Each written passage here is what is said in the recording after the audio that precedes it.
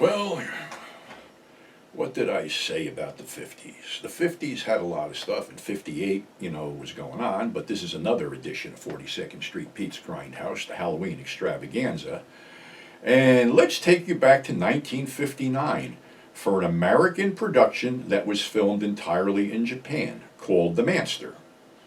And this one opens up with, I guess it's a bathhouse with geisha woman walking around or something, where you see this silhouette of this hairy beast that pulls a door shut, and you see his claws slash down, and a huge splash of blood hits the window, and the credits roll, and then we see a bunch of dead geisha girls. Well, we go to this Japanese mad doctor's lair, which is built inside a volcano. Remember volcanoes, mad doctors, something about that attracting? Maybe it keeps the heating costs down or creates electricity, but anyway, that's where his lab is. And this hairy subhuman creature is his brother, the result of experiments that he did on his brother and his wife is kept in a cage and mumbles inanities and stuff like that. The brother is in the lab and is gunned down by the doctor, who basically picks him up, hits the secret panel in the volcanic wall, which slides open, and he tosses the body in there. Then he's talking to his assistant, who is obviously a woman of the streets, who he must have rescued and now is his, concubine, slave, whatever the fuck it is. So this reporter shows up, and he's asking a lot of questions, and the doctor gives him a drink, which knocks him out, and then the doctor injects something into the side of his neck. And then decides to befriend this guy and prevent him from going back to his wife in America by taking him out of the town, getting him laid with a bunch of Japanese girls, and then introducing him to his concubine, who basically takes him all over the place. The whole point of this is that the doctor wants somebody to keep an eye on this guy when things start going wrong. And things start going wrong because he develops a really nasty disposition. His left arm starts to pulse and things, and eventually turns into a claw.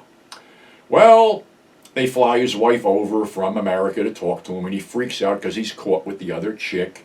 And then he's told to make a decision, and he leaves to go with the other chick. Well, his employer actually brings in a psychiatrist who wants to examine him, but he flips out and starts screaming, "Get out and leave me alone." And then he grabs his shoulder and pulls his shirt open, and there's an eyeball growing out of his shoulder, which is kind of creepy. So, for whatever reason, he roams the streets of Tokyo. First he kills a Buddhist monk, and that draws a lot of ire, but then they find out, one of his employers sees that he's wearing a prayer bracelet, which he takes off and gives to the police. He kills a couple women walking the streets, and then he decides to go after the psychiatrist. Well, while he's talking to the psychiatrist, the man makes a phone call to the police, but it's too late because we see the second head completely morph out of his shoulders. He kills the psychiatrist. His boss basically gives him up, and there's a huge police hunt where he kills a whole shitload of policemen, and then sort of heads back to the lab.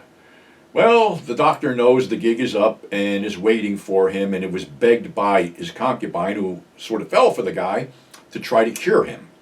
Well, while waiting to cure him, he decides to blow his wife away, so there's no evidence of what he was doing.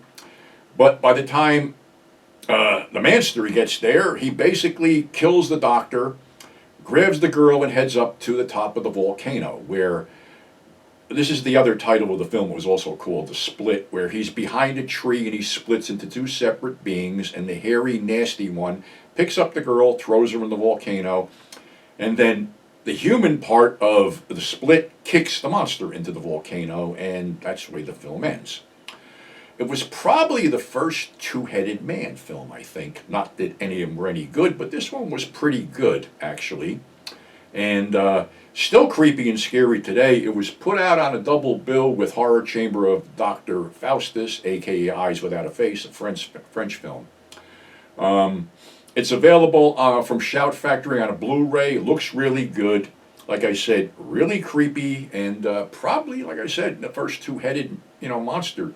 Not that two-headed monsters were really good, because you had the thing with two heads with I don't know. It was either The Thing with Two Heads or The Incredible Two-Headed Transplant. I lost track of which one, because one was John Bloom and somebody else, and one was Rosie Greer and Ray Milland, where Ray Milland just put his chin on Rosie's shoulder and walked behind him.